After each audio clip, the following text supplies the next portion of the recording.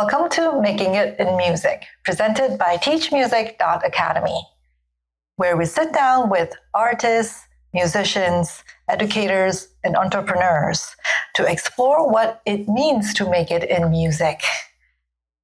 Today's guest is Lisa Ammirati, a founder of Skyline Music from Airdrie. Lisa's journey spans classical, piano, organ performances on an international stage, decades of teaching, and building a thriving community in Airdrie. Her award-winning leadership in music education is a powerful reminder that there's no single path to make it in music. Welcome, Lisa. Thank you. Glad to be back. Yes. Let's do a little backstory here. Do you remember when we met? When we met. Yeah. Okay. I remember when you were taking lessons from Dmitry Nesterov. That's right. We shared the piano teacher. He was my heart. So Dmitry, wonderful. Shout out to Dmitry. Yes, amazing. And I remember we were going to his house and you were before me. Yes. And he'd be like, or after me sometimes. And he would always light up and say, "Oh, Louis is next." And I'm like, "Oh, I think I know you from somewhere." Right. But I think it's maybe before that we knew each other somehow. Right. And then crossed paths there. And then after that, it was a long time ago. And then, that was, I think, like 2000. Well, a long time, because I was 19 or 20. We were students doing our piano ARCT or something like that, right? Yeah, it's been a long time because I can't remember exactly. Well, great to have you here. Thank you. Yeah. I'm so happy. Let's start with some warm-up questions. And these are unpracticed, so I have no clue what she's going to ask. Right. So what are the top 3 tracks on your Spotify list? Oh, no. You're asking a musician what music she likes? What do I listen to? I'm going to sweat. Well, okay, anything Lady Gaga will always be my favorite. Okay. So always Abracadabra, Lady Gaga. Okay. What else? That's like my main one. Me listening to music is a big deal because I actually don't listen to a whole lot. Well, because we need silence sometimes. Silence, music, right? Exactly. But, I need like a lot of quiet there. All talk radio is my new thing. But I think that'll be my top track. Anytime you put Uptown Funk by Bruno Mars, puts me in a good mood. Yes. Let's get something classic just for modern era. Let's just say Lady Gaga and Bruno Mars are my top 2. I don't have anything on the top of my list for classics. That's okay. Yeah. That's okay. That's the hardest question you've asked. We just started. I know, like what else do I listen to? Yes. Okay. When you're not teaching and all running Skyline Music, what fills your world? What do you like to do? What I do that isn't music? Yeah. Okay, that I can answer. I have kittens, so I hang out with my cats a lot. I'm like the new Taylor Swift. I love cats as well. And then it's just basically, I go to dance. So I took dance classes, African dance, West African.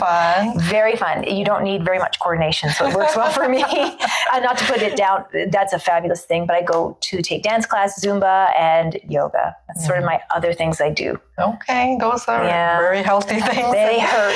They hurt a lot. And then I go to the chiropractor and osteo to fix my body after all of that. That works. Okay. Yeah. As a self-proclaimed plant-based vegan person, right? What is your go-to dish? Oh, my go-to dish. Okay, so I'm very proud to say that I make the best in my world congee, vegan congee. Okay, so in honor, so anything Asian is my number one thing. So congee. Very comfort food. Yeah, yes. Comfort food. Congee for the Asians, vegan lasagna for the Italians.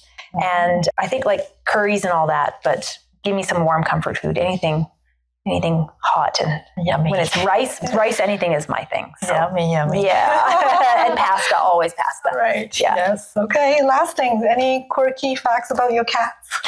One of them has a mustache, like for real. It's a little mustache. You can follow them at Mochi and Pixel on Instagram. Fun. But no, they're really fun. They bring the happiness back. So when I say I don't really listen to music very much, it's because I'm like hanging out with the cats. Okay. Silliness, right? But that's my quirky thing. Yeah. And I grew up not loving cats ever. My whole life I had dogs and I couldn't stand cats at all. Okay. And then I became a crazy cat lady because of university, actually. For my practicum, education practicum, I picked to work at the shelter at the Humane Society and just to teach for the education side. And they put me in the actual Humane Society to clean up like dog poop and all. And I was like, this doesn't make sense. So they put me into the cat department because no one else really wanted to do that. And then I met one cat and went, oh, I'm a crazy cat lady. And that was in 2007. So that's quirky thing, crazy cat lady. Excellent. With too many plants. Who's a vegan who doesn't listen to music, apparently. But I can't wait to dive Ask more. me more questions. Yes. Exactly. Let's start where it all started, the original story. You first signed up for piano lessons at 9, I believe, right? But then due to admin hiccup, then you were placed into our organ story of program, my life. Yeah, right? they mixed me up and I went down the wrong path, which turned into a great path, actually. Excellent path. So yeah, I went and sat on an instrument and I kept staring at it going, this doesn't look like a piano, a 2-level organ with pedals. Right. And I was just like, I don't think it's a keyboard, but I didn't know what to do. So how did that unexpected detour shape you as a musician? Well, from there on in is where I went to take organ lessons with Mr. Wilcox at United Conservatory, who's also the teacher of my heart. And through him, that's how I got to travel internationally and do festivals and performances. And to teach a certain way with love and passion and, excitement. I learned that all from Mr. Wilcox. And then that's what translated me into opening up my own school many, many years later. So I feel like if I didn't accidentally get stuck on the wrong instrument, I wouldn't have met the right people and the right mentors. So it was meant to be. It's meant to be. Yeah. And you performed at the 1992 World Expo in Spain. Spain. Right? Yeah. Yes. And what was that experience like for a young young organist standing on the international stage? It was shocking. Like I was only 13. Okay. And so we're going to Spain. I hadn't traveled. I went to Italy the year before with my family. Yeah. And then to be invited to this international stage, it was the wildest thing. And to go to World Expo, you have these huge pavilions and you go there and there's all these people in the audience. And we were playing digital organ at the time. So it was just like larger than life. And performing in the, my funny story for your podcasters is at 13, I was like, what will I wear? Even back then, right? Yes. And we had to perform in a castle for the King and Queen's representatives at 11 p.m. at night. Okay. So you're like tired all day. You're also on jet lag. And I wore this big poofy ball gown because you're supposed to wear these fancy outfits. Right. And I sat on the organ and I couldn't see my feet. So I'm like, how do I play? And you can see me while I'm playing, but lights are all off. It's candlelit. I'm crying because I can't find my feet. And my whole life was over because of my outfit. So when we sat back in the audience, like we were sitting like this, the audience is in front of us. So we're like, they're watching my face. And you see in the video, VHS, everyone's like here. Some people are sleeping, some of my performers. And I'm like crying the whole time.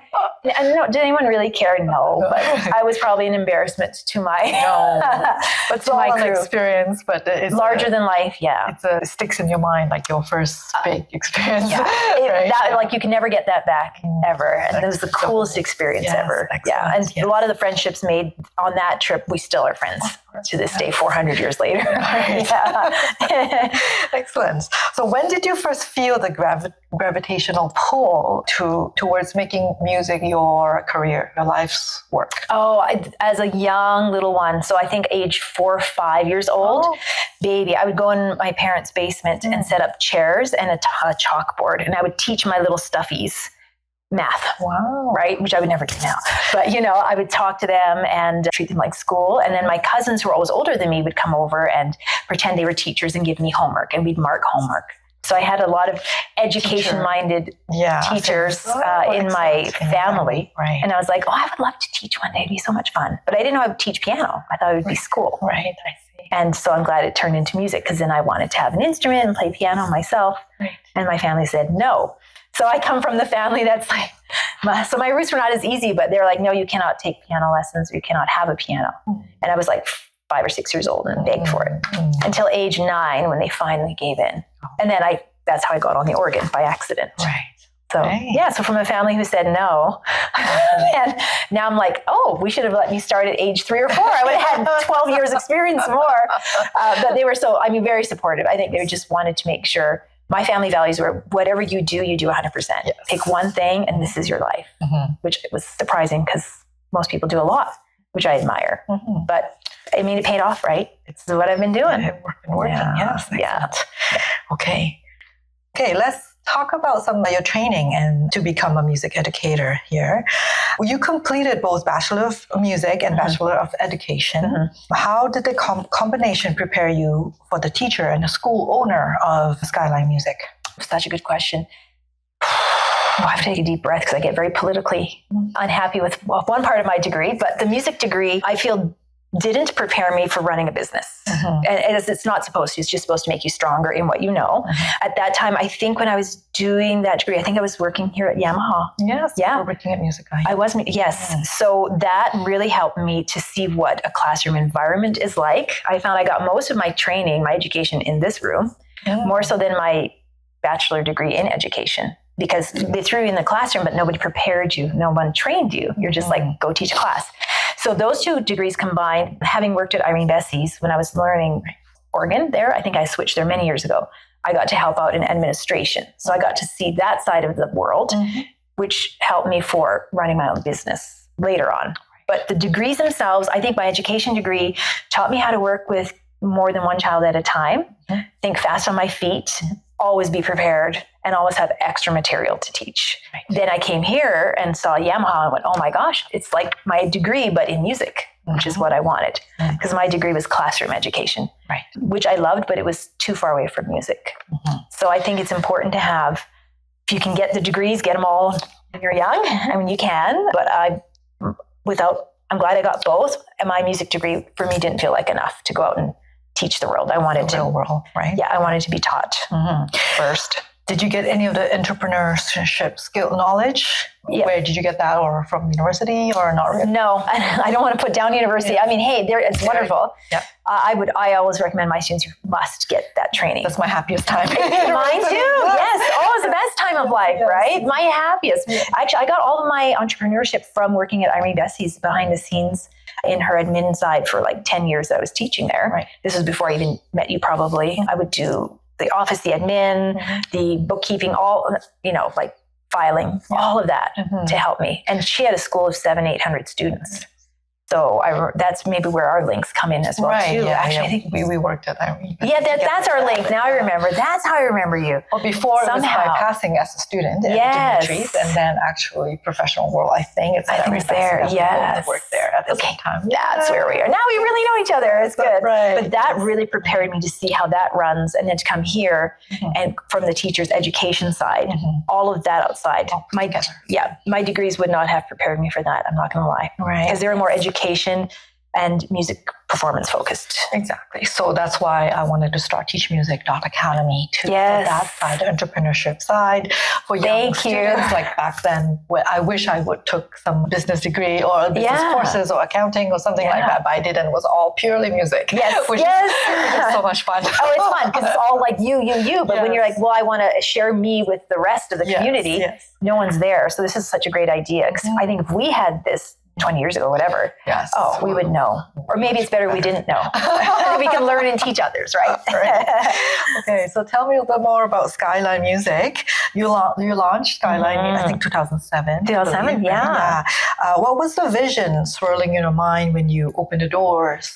Well, the vision actually was more of my dad's vision. So I had been at Irene Bessie's up for that point for 10 years, and he always kept saying, you really should branch out on your own. Because I had all these ideas with my decorating, and as you know, everywhere I go, there was always a little glint of fairy dust everywhere. You should be your own independent, and things were changing with the scheme at Irene Bessie's. So she was going to start wrapping up her education department. So he pushed and pushed, and I was like, I don't want to. It's too much. And your dad is a business owner? Yeah, he was his own business owner. So he knew you need to move when you can. And he was young enough to help me at that time. So he had passed about a year after I opened. I think he kind of had this thing I need to help her break up the cord. Get set up before we go. So that was him kind of pushing. And I thought, well, maybe it'll be fun to, open my own space. That propelled me to do that. And then I was like, I'll try and see. So what happened is I was just graduating with my education degree to decide if I was going to teach in the school system. Right. And it was either that or open my own school. And I went to look at the lease or the rent for a building. At that time, it looked like a hole in the wall in Calgary. And I went for an interview the same day with the Board of Education. And whichever one said yes is the way I was going to go. So ironically, the lease guy said, if you come here, you can have the space. we'll sign a contract today kind of thing. And the CDE said no to me as a music educator because they said, I don't know if you want to put this in here or not, but I didn't have enough experience. Okay. Even though I had now an education degree and I had 15 years of teaching at the time, it just wasn't my path, you know? So they're like, you can come back as a sub before you start. Yeah, which makes sense because, you know, if you don't have a classroom experience, you need to start off as a sub.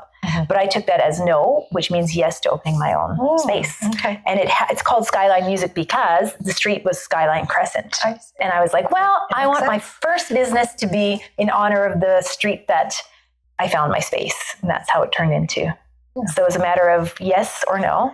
An interesting name choice as well. Yeah, it's interesting. Especially in Airdrie, people are like, what's Skyline? What is this? What does that mean? It's a cool name. It's cool. It's my roots. It's where I started. So they're quite happy about that too. Cool. Yeah. Yes. So looking back in those early days when you just started your business, what was the most surprising challenge you faced as a new studio owner? I think trying to find students. It's like I only had 5 or 6 of my own, and you're like, how do you branch out and how do you get seen, especially in Calgary, in this little corner where I was in light residential? No one's going to find me. I didn't have commercial marketing and all that. Yeah, lots of money that I did not have spent on marketing. Newsletters all around, and not much of it worked. So it was at that point with my couple little students, it was like just hope they tell their friends, and then Sheila, my cohort, had left Irene Messi's because they were closing down. She had left and brought some of her students that she had from her home, which was quite far away. And then we kind of started that together.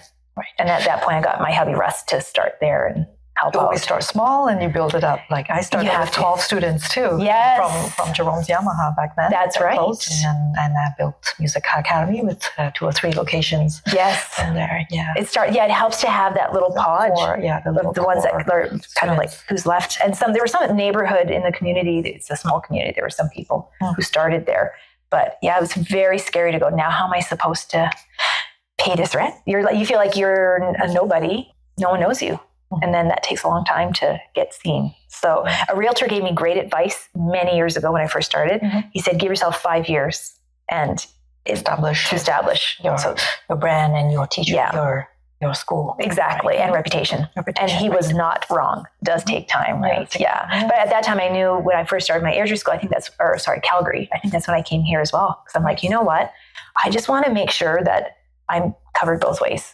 So I think it's really, this shaped the rest of my life. This is like my university days. The happiest experience was here. I loved Yamaha. Excellent. I did. Am I a big promoter of Yamaha? I still promote it now. I love it. I love having you here. You're so vibrant and energetic, and all the students loved you. It was so much fun. So much fun. Yes. And Louis was so great with me to support that, knowing, especially like there's a lot of people out there, and this is a testament to you. It's not on script probably, but a lot of teachers at that time were like, oh, you have your own school? No, we don't want you anywhere near ours. But you were like, at least it's great. Like we're 2 different entities. You supported that. And then me being here was like 2 different worlds. So it was really nice that you opened the door for an independent contractor to be part of Yamaha. It's good. Oh, wow. Yay. Well done, Louis. Well done. Always fun to have teachers like you dedicated to music and care about the children.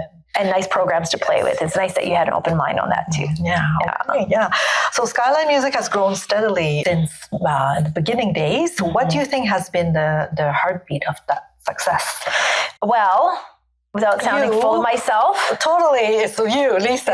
That's the whole Skyline. I love it so much. Yes. Skyline's my baby. This is my baby. Yes. I think the heartbeat, the people too, I can't make it all about me, but I think if we don't give ourselves credit, we're here because we're here, basically. It's your passion. It's my passion. That grew Skyline. Yeah. That is Skyline. It's huge. And loving people for that too. Yeah. So like the passion of not just music, but giving everyone a fair chance. Like everyone is allowed to try. Right. And then seeing them grow from there. For people coming going, I'm shaking fingers and I can't make a sound to actually performing at concerts. They're my heartbeat now. So I first lived with me. Yes, of course, I had to believe in myself and just be like, this is all I know how to do. This is what I love. Yes. And eventually the right people will come. Yes. So that's been the consistent thing, is that I love it sometimes maybe way too much. I love it way too much. We share the same passion. Totally. We love the art and we love what we do. And then you hope that the people that come in to learn are part of that. So that's sort of been the vision of during COVID, everyone shut down. Of course, I was like, we need music to still be there when this is all over. So I will give little me credit for not giving up. I think you achieved a lot. Yes. Every business owner just coming in every day through the worst and the hard financial times. If you're still here after all that, then give yourself credit. But the people who support you, right? That's a big deal.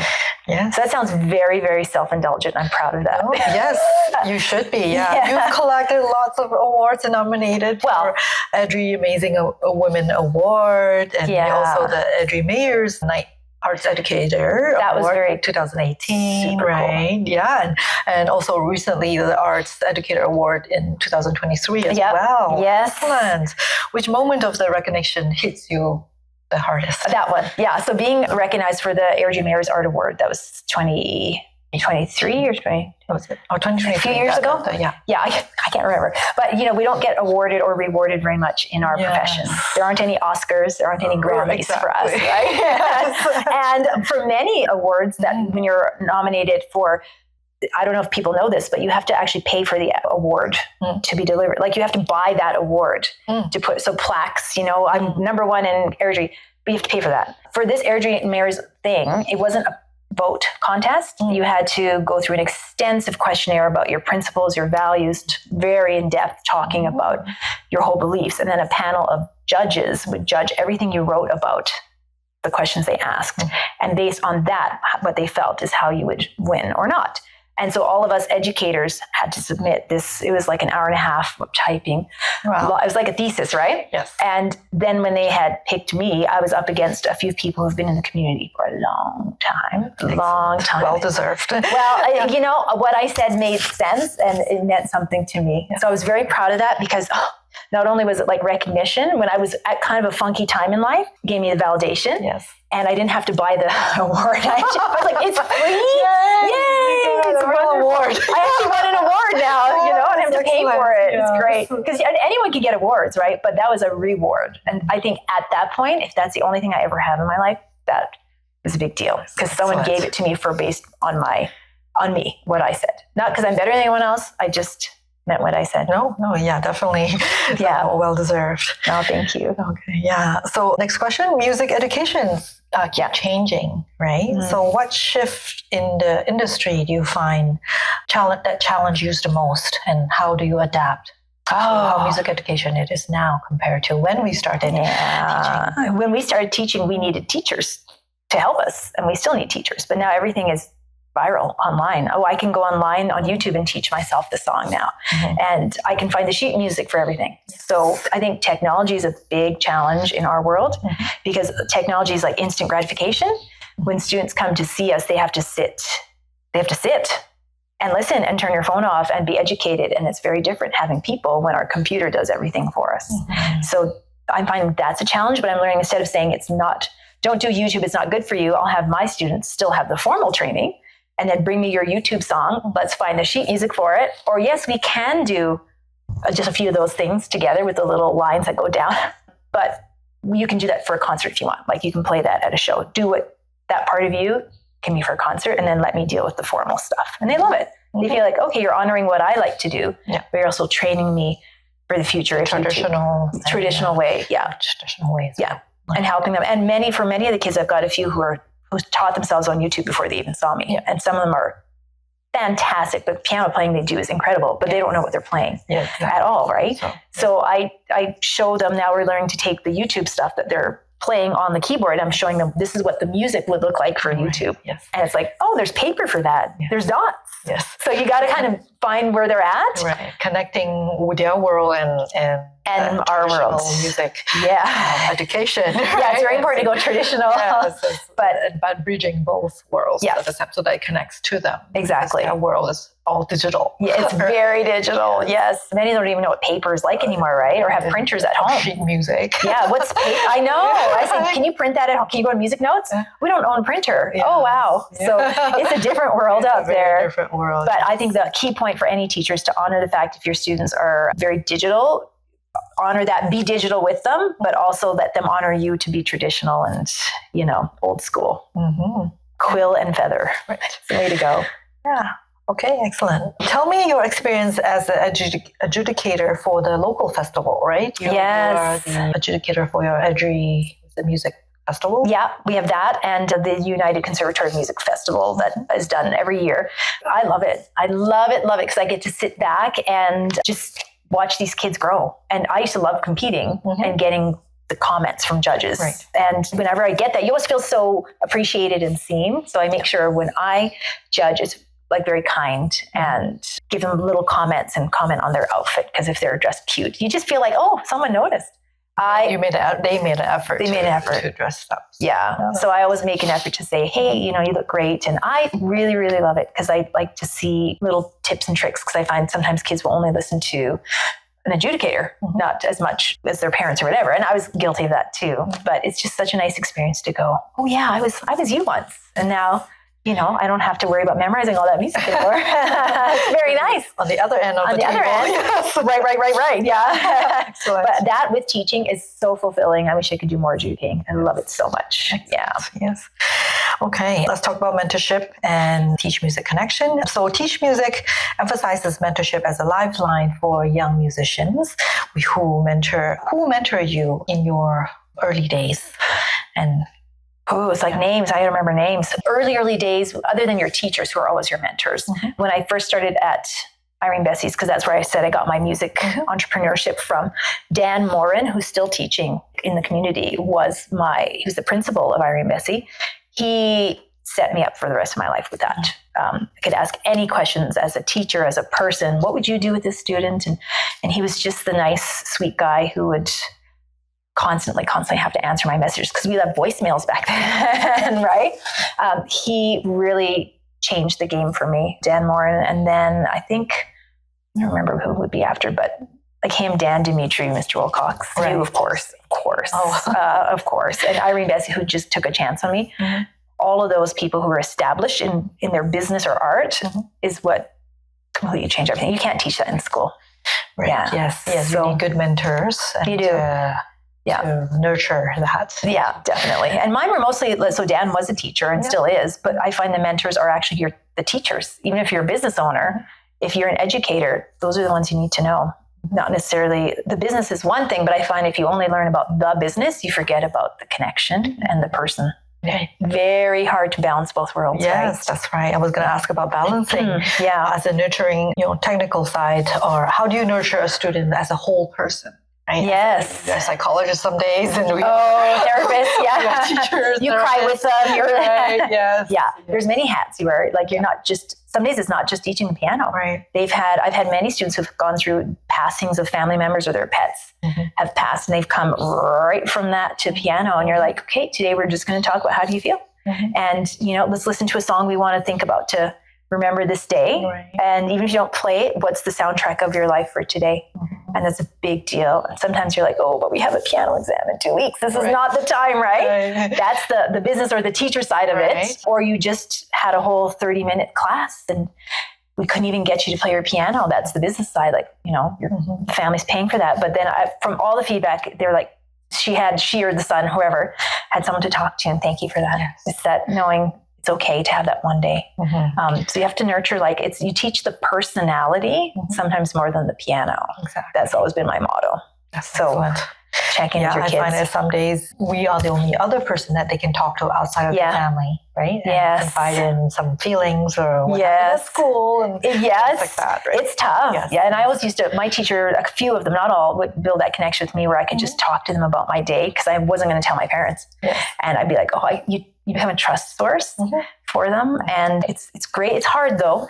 It's important for them growing up to have somebody to talk to. Yeah, they want that. Trust. They think you're their friend or big sister. I've been accused of being auntie. I'm now auntie. I'm auntie piano, and I'm happily accused of being an auntie piano teacher. But I take it very seriously as, I think I'm part of their family if they allow me to be. So you have to show that you're like, I care for you literally probably more than myself right now. So let's figure out how to get you through this. And I've had moments myself where I've gone through tribulations and not having a bad day. And sometimes my student will just say, how are you? And I'll say, hey, I'm just actually having a really bad day. And you get that feedback and here, let's listen to a song. Let's learn this, So it's a two-way street. Excellent. Yeah, very spoiled. Those are the best. Yeah, you never tell them about like, okay, so financially and today the rent. No. But I learned, we still have to be the moral compass for the kids, but I think they appreciate you more when they say, oh, you're like us, If you, like when my cat had passed away a year ago and I was like, I can't come to teach this week, I'm so sorry.